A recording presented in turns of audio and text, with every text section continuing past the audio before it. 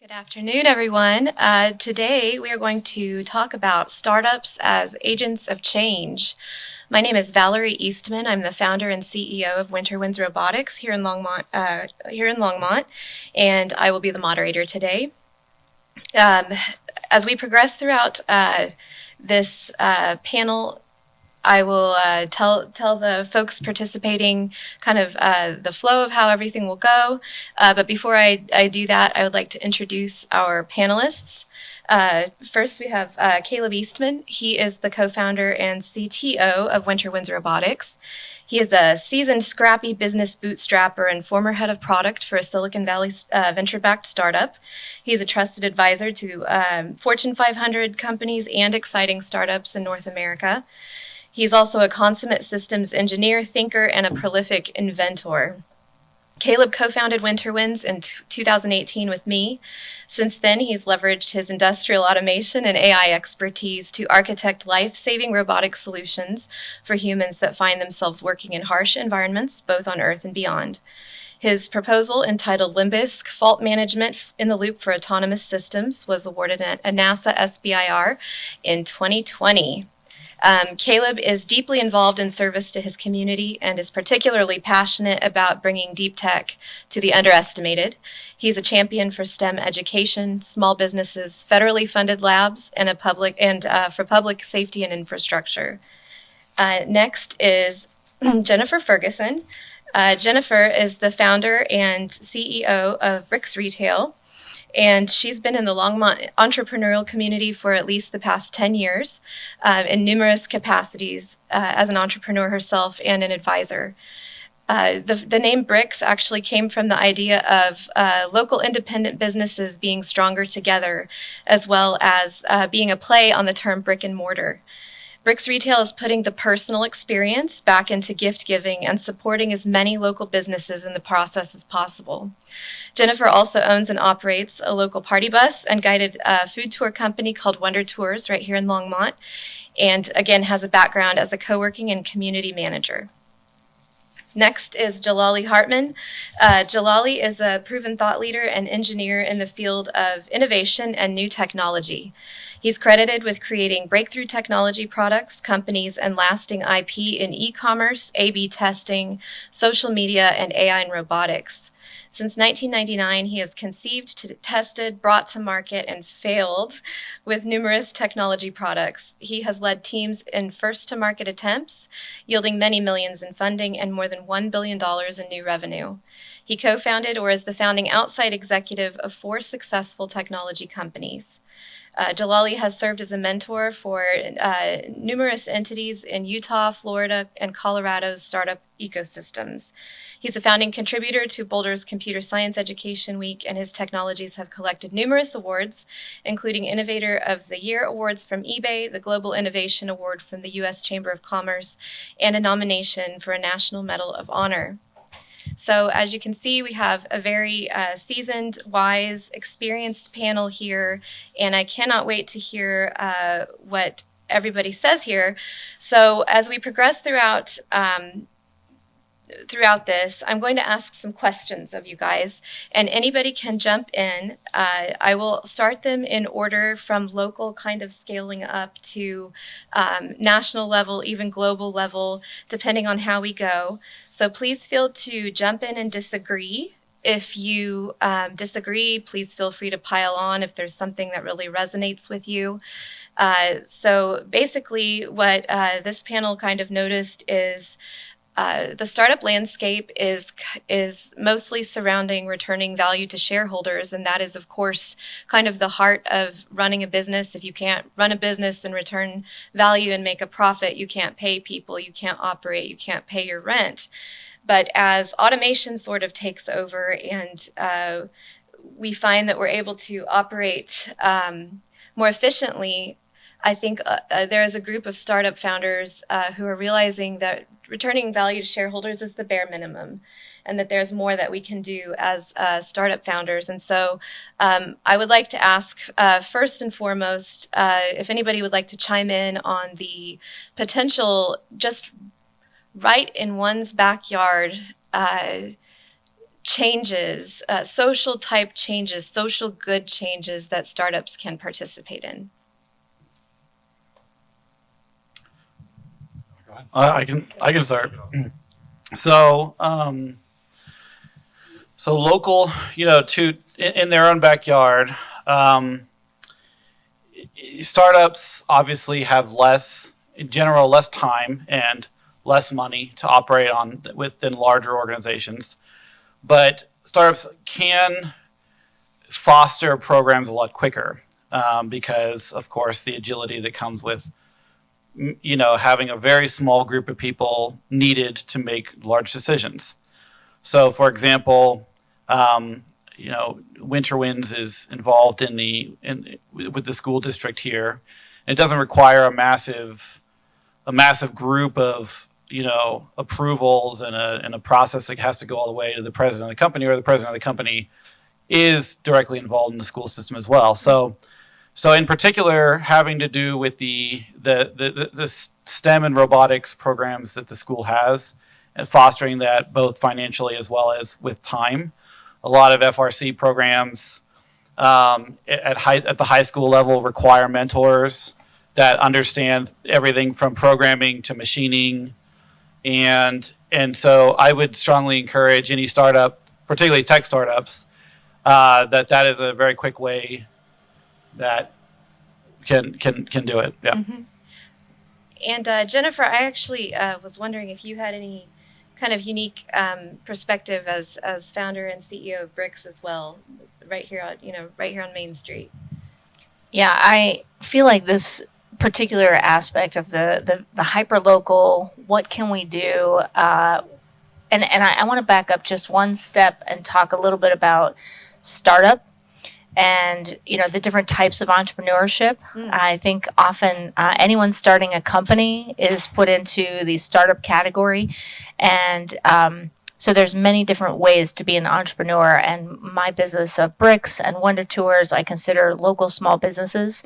I may scale them at some point to a national level, but that was not my intent when I started them. My previous history, I worked with Boomtown Accelerators in Boulder, and had also firsthand look at the Boulder ecosystem of startup and more technology startups, which is where I think we're landing mostly today. So when we're, maybe just a baseline definition when we're talking startup, I think it's important to note that these are maybe not the entrepreneurs that are and it might include them too. I think that there are certain things that apply to local small businesses and entrepreneurship and that apply to a startup, but then there's things that apply specifically to a growing startup that may have quick growth and scaling and an exit plan in place. So with that in mind, I think we're so lucky in the Colorado area for startup activity because we have a pretty robust, in numerous awards, numerous ways, Colorado gets accolades. Denver, Boulder, Fort Collins is coming along, and Longmont has a growing ecosystem as well. So having a longer established startup community, some of the key pieces that I think I personally take to heart and emulate are the give first, the ways we can give to whatever our area of expertise is. And that means maybe taking a meeting and not necessarily knowing how it benefits you, but having the mentality of supporting other startup businesses. And even if they're not in the same industry or in the same stage or the synergies seem far away, I think creating that community is one of the biggest ways we can create social change, is by offering the expertise. And then the second one you mentioned in Jalali's intro, which is getting more comfortable with failure. I think if we as a community and as a personal startup practices can embrace the innovation and failure that comes with trying new things. I can't tell you how many times I've had people say, oh, well, how are things? And they're like 3-4 years behind. entrepreneurs are, moving. And so I think it's important to be willing to let someone's story evolve and evolve with them. And that it goes from young ages all the way through a very experienced entrepreneur. So I guess those are two ways that I feel at a very local level, very personal to a startup, personal to a city, personal to an ecosystem, that we can impact social change is by embracing failure and innovation and letting people try something new and quickly getting people through those to connect with maybe their next big idea or big invention or idea, company, whatever it may be, and giving first, being willing to take a meeting, always talk with someone, share experience, and intentionally creating that community of startup. Mm-hmm. And Jalali, I was actually curious about your experience in that realm, as well as you are also right here on Main Street and just see so much around you in your business at Robauto. Yeah. So first of all, thanks for putting this on. I'm all tangled up in the mic. Yeah, I looked at your questions for this, over the weekend. I thought I kind of initially knew the answer to all this. And as I started thinking about it, it's like when I look at these failures, start with those, the things that and first of all, the biggest mistake I've made in all of these startups is most of them I actually should have quit a long time ago. Uh-huh. Right. And I didn't, and I'm just too stubborn or something. And I made it through and it worked out. But look, don't get your identities all wrapped into these things to where you lose everything over it. But in terms of social good, I can tell you honestly, the ones that fail are the ones that I started because I thought it was a good idea that people might need versus just what I'm passionate about, right? And so Robauto was an example. Robauto was, holy cow, there's this massive new revolution of technology coming, and it's going to have just profound implications on society. And what I started seeing was, well, I'm kind of in the middle of it, and I kind of understand what's going on. I know people like Caleb and Valerie and Jennifer, right? It's but the average person has no idea what's going on with this, or if they do, they don't have the resources to pull it together and actually capitalize on it. And I said, I want to get out in front of that and just make something that is teaches people how to harness this, right? That was the only thing going through my mind was, okay, huge opportunity. There's a few people who are going to make a bunch of money off of it if we don't do something. We'd go around these rural schools in Colorado or different states, and they've never even seen a robot. It's so you start to see, okay, this is going to be really big, and a lot of people are going to be left in the dark, and that's the way that I could do it. So that's kind of one. Two is there's real benefit just having a startup. Sometimes that, we don't have to be out cleaning up trash. We just hire people and they go and clean up trash, or we hire people and they go to all the businesses on Main Street. There's a lot of what I'm doing, paying when the whole place was closed, paying the rent to an empty place, right? It's because I know that is my spiritual, financial statement to the world, right? I'm going to keep this thing open. I'm going to keep the payroll going, and I'm going to keep the stuff going, and I'm going to train people. And when they need help or they want mentorship to a degree, right? I will help them.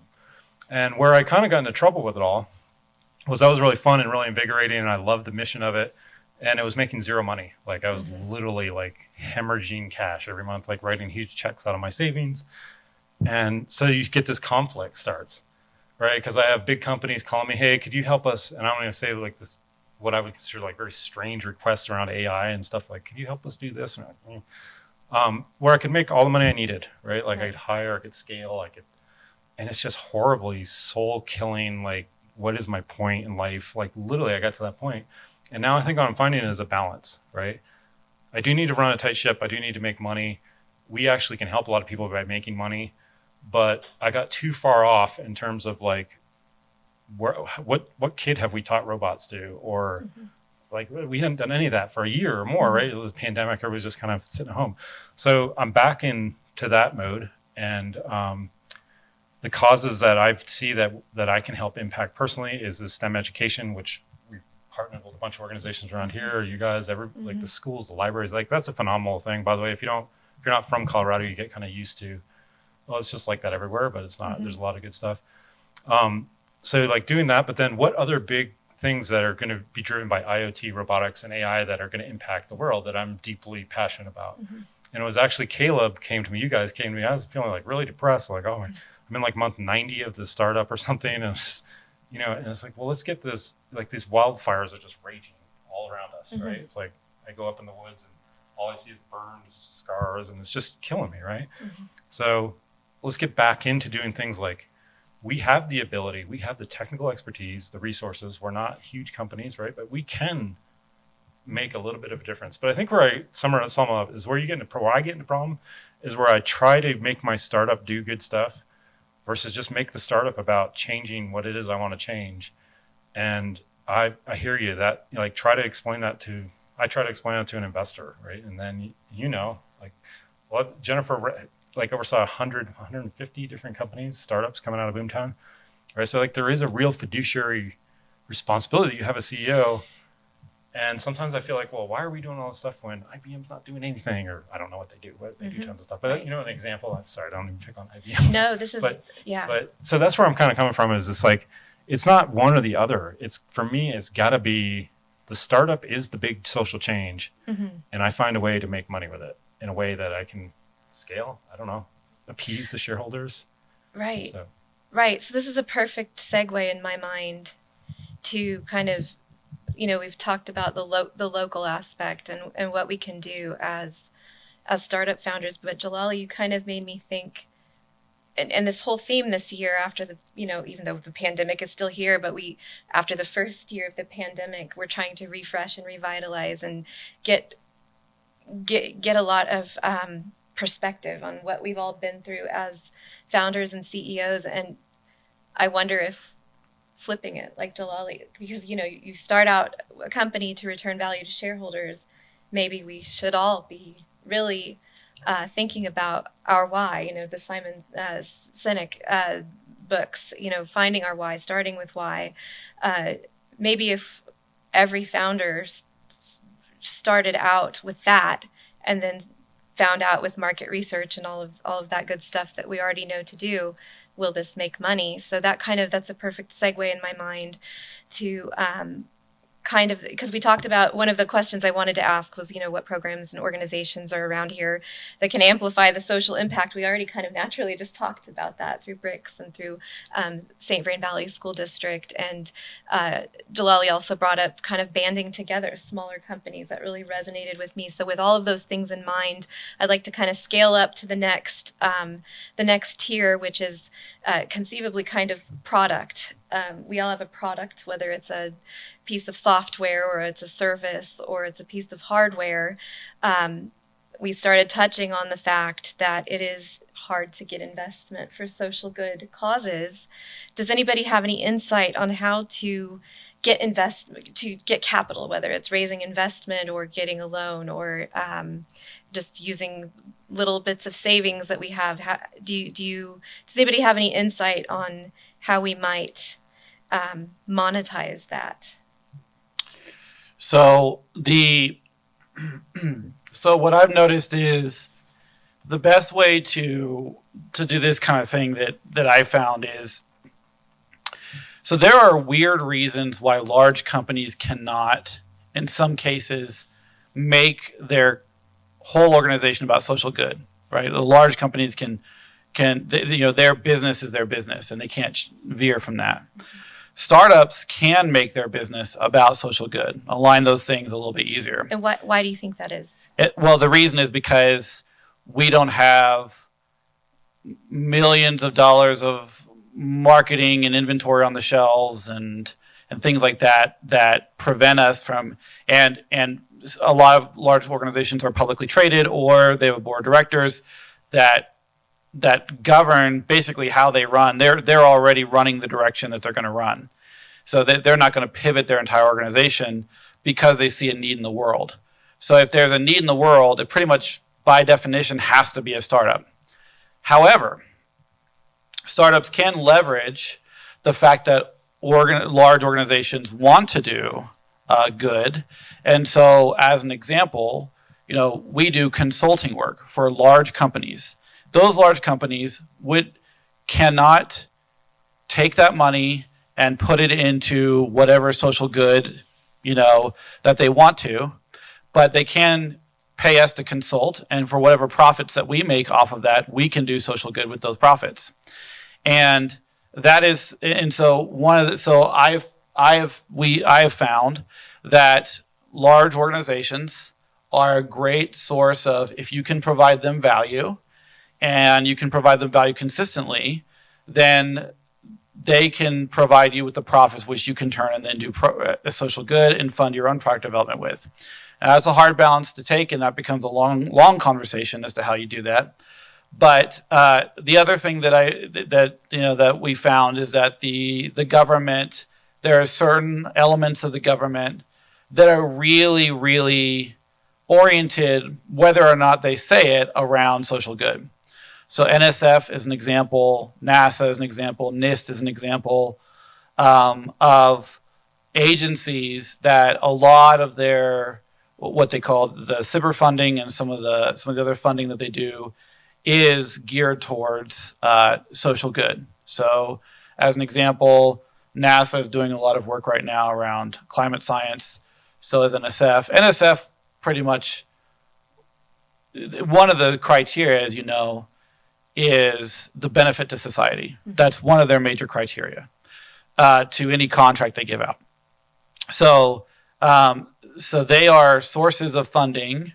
If you can write proposals well enough and they're well researched enough, you can get funding that way, and it's non-dilutive funding, by the way. And so you're not giving up anything to do that.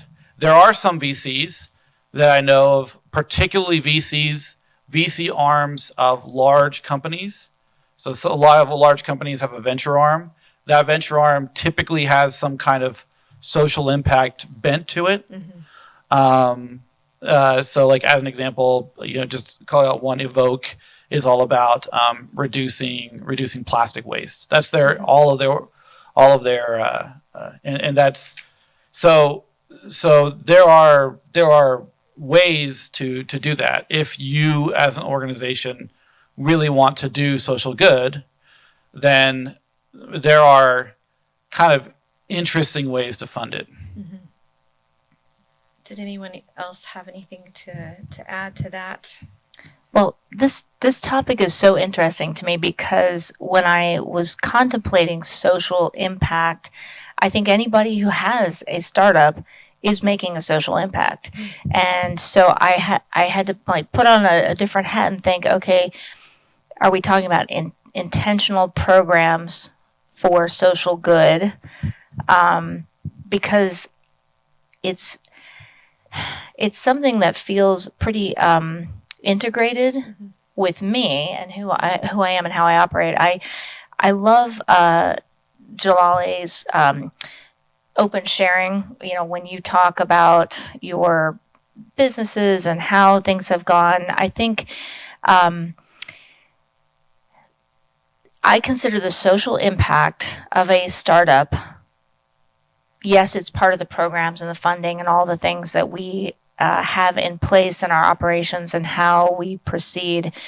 But it's even more at the core of the why and what are we doing. So it was interesting that I thought, oh well, I'm not a social good. I'm not focused on social good, but actually everything I am doing is focused on social impact and good. I just didn't consider it separate from my corporation. It's so integrated in a way It's so integrated. You don't even realize you're doing it. Right. So as far as, there are funding, I think there are funders who have this as a priority. I know venture capitalists and, anybody from a friends and family round, if you are raising money to start a venture, you're usually passionate about it. It's usually something you want to impact, even if it's just, hey, I want to make these widgets and they're really cool and nobody else has done it and I need this money to go do that. You, in selling your idea, you are expressing the social good that you want to do or the impact. So for this particular question, I think we are talking specifically about the programs and the intentional structure that we put around how do we keep that part of our mission and vision? How do we, as a startup with limited resources of time, you're wearing every hat usually when you're starting out. And how do you schedule time for the things that are still important to us? And you have a long list of growing demands and responsibilities and obligations. And I think it just has to remain something that is constantly evaluated, just like all other operations. Is just having the here's what I want to accomplish. So for me, this was a great exercise in thinking about, well, what is the social good that I'm wanting to do, and I'm wanting to provide a more level playing field for equal access. I call it plug and play retail, shared retail, co-working for retail, whatever. But I saw that manufacturers of products at a local level, whether they had already been distributing more widely in, say, a national chain or had huge distribution in their local market, sometimes it's not as equitable. So for me, equal access opportunity is the social impact I'm attempting to make. So, I think for a startup, the way we can address this and fund it is to know what it is we're wanting to impact, and find the champions who are there with us, whether it's peer group or funding sources, and just continue evaluating over time, because none of these changes, all the social good, we can do one program and it makes a little impact, but the longer term is where we'll see the big impact.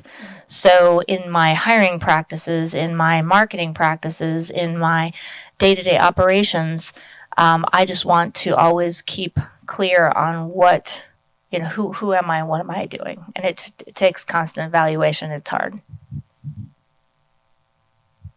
Yeah, I can't agree more with that. It's like this, I always hear this thing, and it's whether it's at these events or my own thinking or people coming to ask for, hey, I have this concept.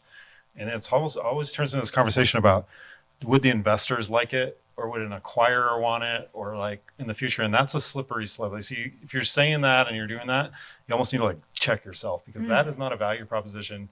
That is not something you're going to be able to, even if you get some investor that says, hey, I kind of like this, but maybe shift it. You're not going to be able to sustain it, right? You have what gets funded, in my experience, or purchased if an acquirer comes along.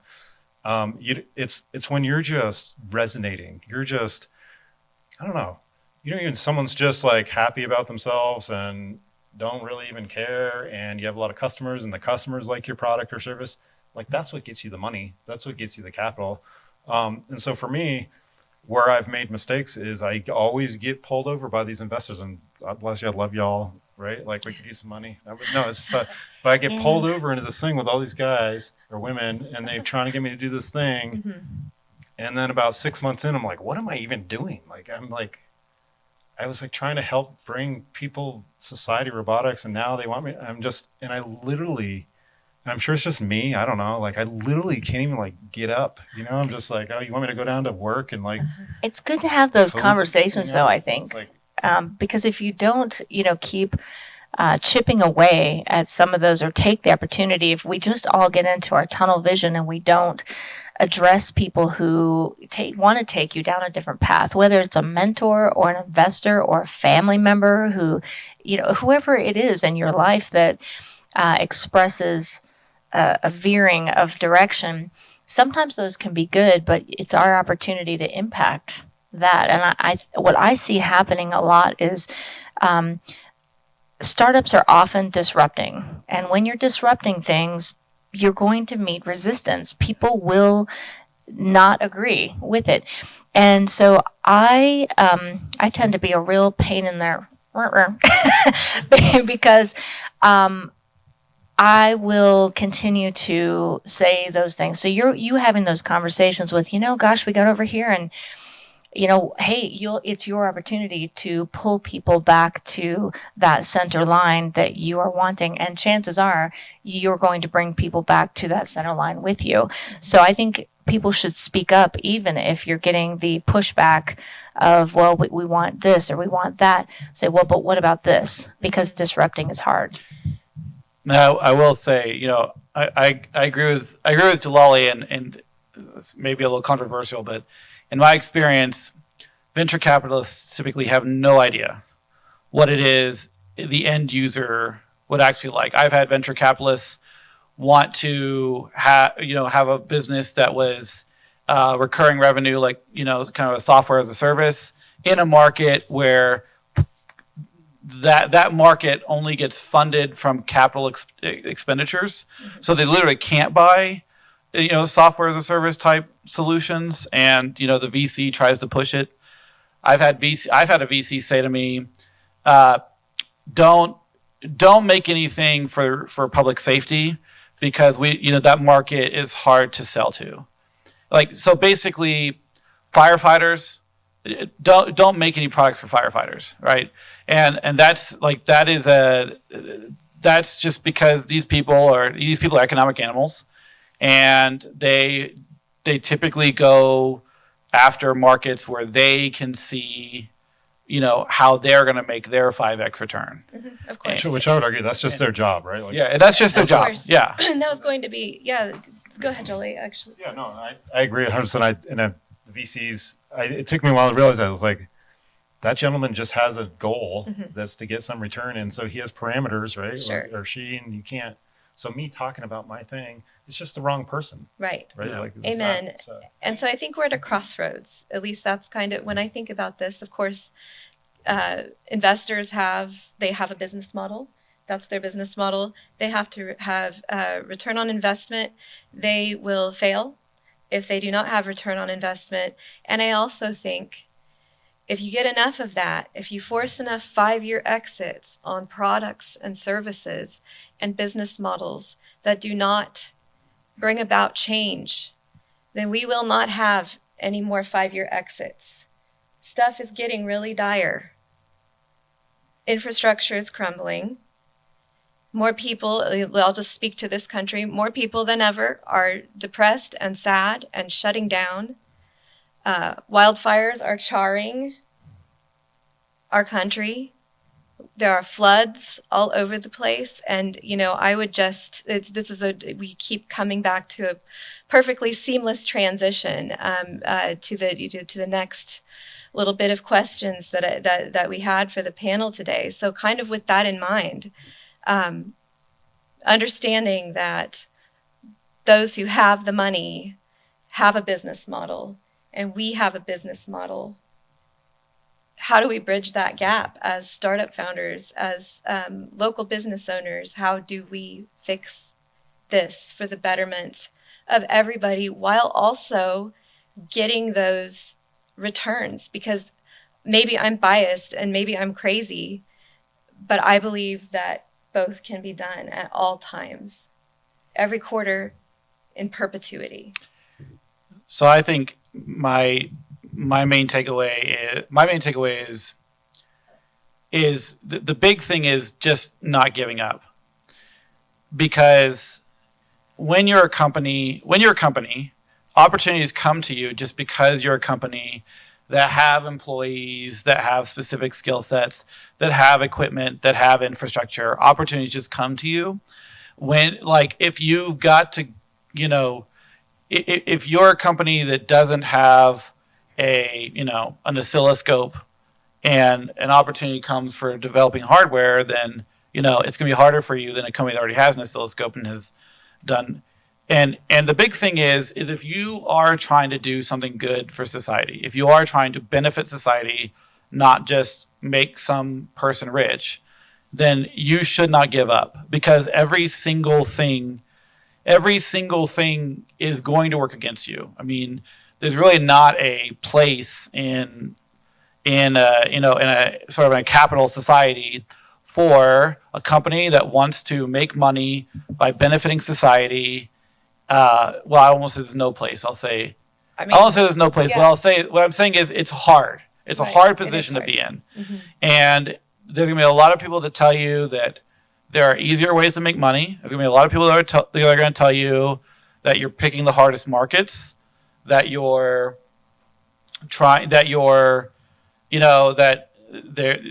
say that there's, basically it's usually to do with patience.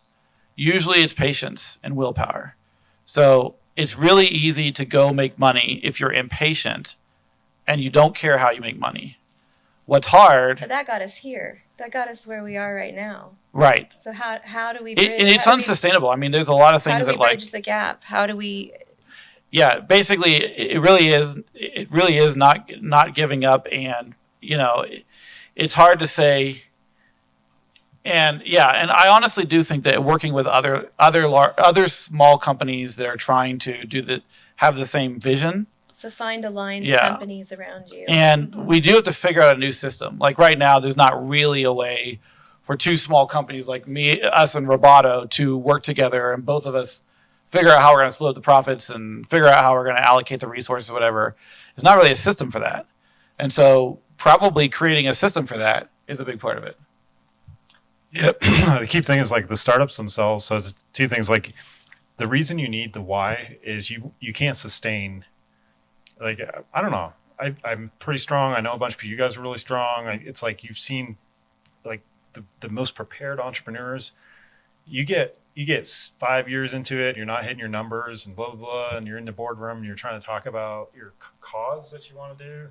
Or you're trying to talk about another example, trying to talk about, I'm not getting along with my team or something, right? Like they will just, like you're dead, right? Like, so it's real. And so that's sort of this like conflict I think we're experiencing. Like, how do we do this? Because I think we all want to do it. And then Monday morning comes and you're like, oh, I got payroll. Oh, I got this. Oh, I got this. Like, how do I?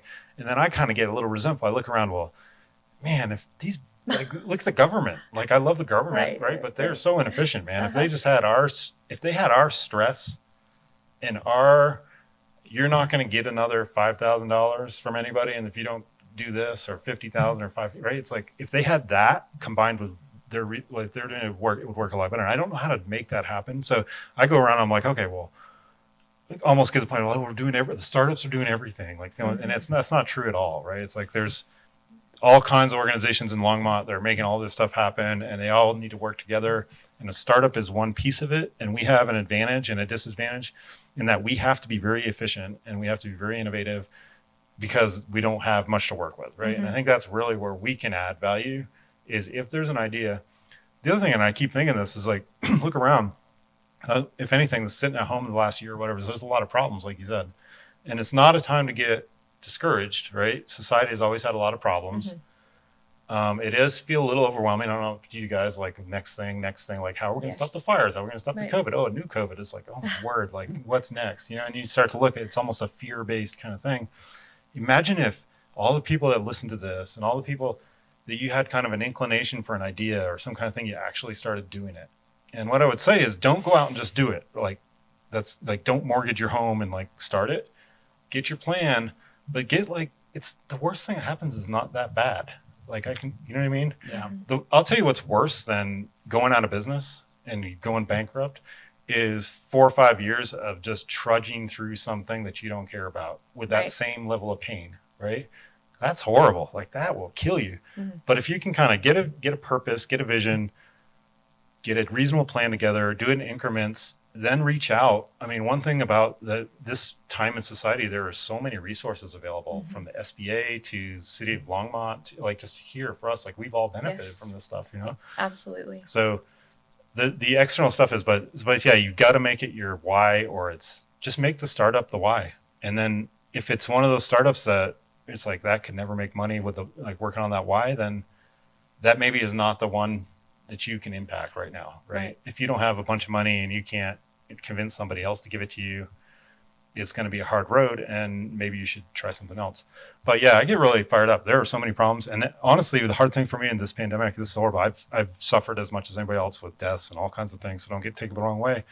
It's a weird time in society where there's lots of opportunity all of a sudden, right? There's so many problems out there that, I mean, I could just go on and on and on about the things that I see and it's hard for me not to just, I should start on that. Like, because no, I have to finish this one, but yeah, it's a really exciting time. I'm very hopeful. I think I see people like you three just like making these things happen when they're really nobody, like you had the first meetup back and like nobody was even like meeting up, right? It's like, we have to do those kinds of things.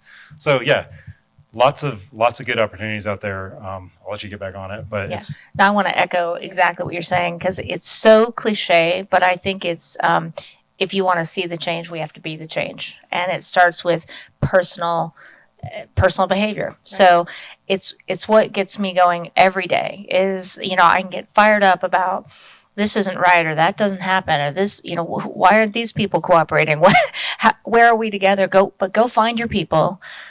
Reach out because there is a tremendous amount of collaboration and support, and I am a 100% better together person. I just believe that you have to have other people.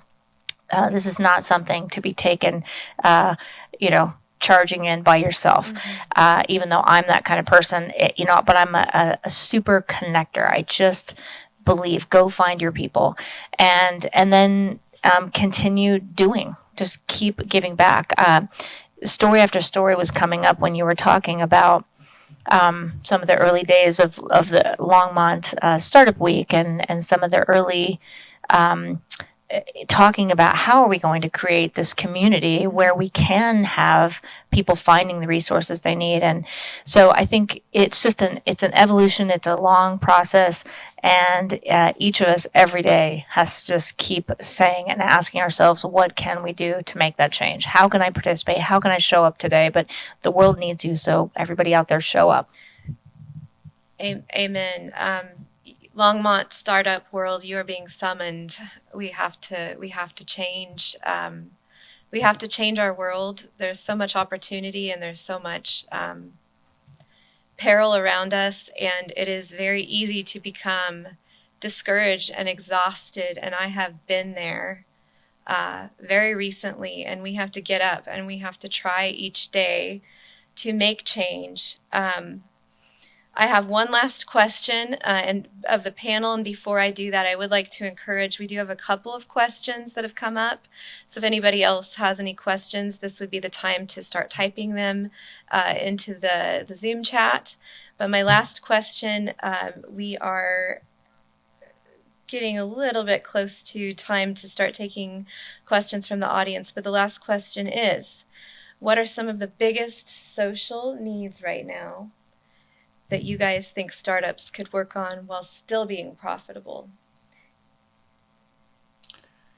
Yeah. So the biggest ones that a startup can work on, I would put these in the category of it doesn't require an insane amount of expensive infrastructure to be able to do, because that would be hard for any startup. So, that in mind, I would say helping educate students in technology. There's typically a big gap in terms of what's needed in the workforce and what kind of comes out of the schools often. I